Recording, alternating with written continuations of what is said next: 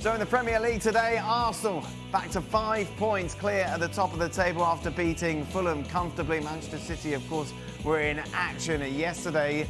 Manchester United, meanwhile, with a 0-0 draw against Southampton, dropping points. Newcastle with a late winner against Wolves puts them up to 5th in the table. Frank Leboeuf with us, as is Julien Laurent.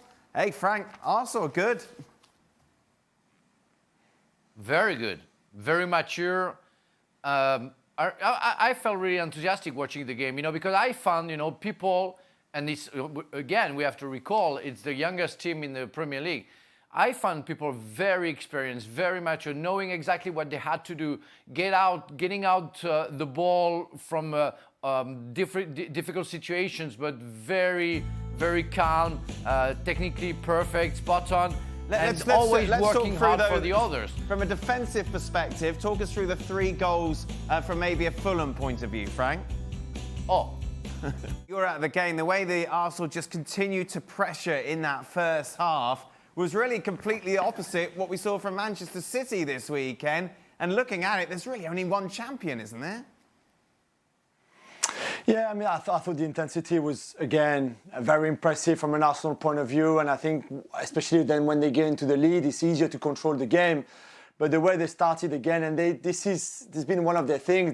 They usually start not against Bournemouth last weekend, but apart from that game, they've always started really well this season. And when you go away to a team like Fulham, like they did at Brentford, it's a similar game.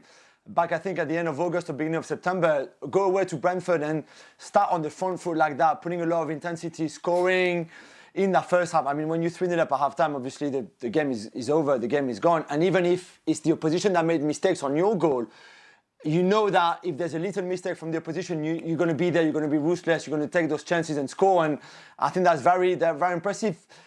City played Crystal Palace, which was a very different game to Fulham, because Fulham, I think, wanted to play at some point and were ready to play. Like they've been a really good playing team, especially at home this season. Whereas for Palace, we knew they were going to defend and have 11 men in their own box through the whole game. So it was a different approach for City. But on the intensity, it's certainly true that Arsenal have been the most intense team so far this season. Let's take a look at Arsenal's next 6 fixtures then coming up, of course. They're starting to get close to, of the course, where they want to be. Palace, United, Anfield, and then it's away against West Ham, Southampton before Manchester City. If you were to draw up fixtures, Sean, from an Arsenal perspective, with the exception of Anfield, it ain't bad at all, is it? Well, and the trouble is Liverpool have been showing consistency as they've shown over just the last week. Other side to that is a couple of those, and Palace and West Ham are London derbies, but so was this game against Fulham. And all I can do is echo what Julian and Frank said. I thought 3-0 flattered Fulham, in all honesty. Arsenal really were that good.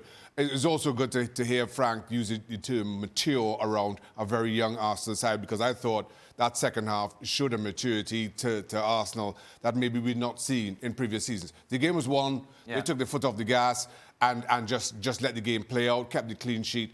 The only concern about this performance from Arsenal was, I thought, Saka underrepresented. And given the fact that he played... No, and that's...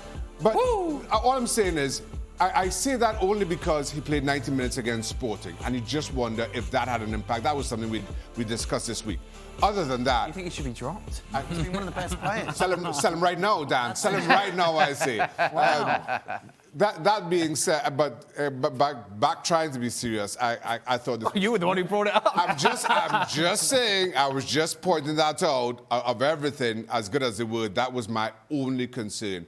From an Arsenal perspective, you have to think that you have to be perfect, at least going into that City game. That City, despite their own maybe inconsistencies or not knowing how good they are, you're going to bank on them absolutely winning. And then that gives you that little bit of wiggle room in that game at the Etihad. But on this performance, on this showing, I see no reason to think other than that for us. It was important to have a no-stress win. Right. See, all these cardiac wins, they're all exciting. Hey, yeah, it's fantastic. Right, but they wear on you. Sure. It's nice to have a dominant performance, a stress-free performance when you're done by halftime and you can say, all right, let's relax, knock the ball around. We don't need to be winning games in the 94th minute every weekend because eventually this is going to come back.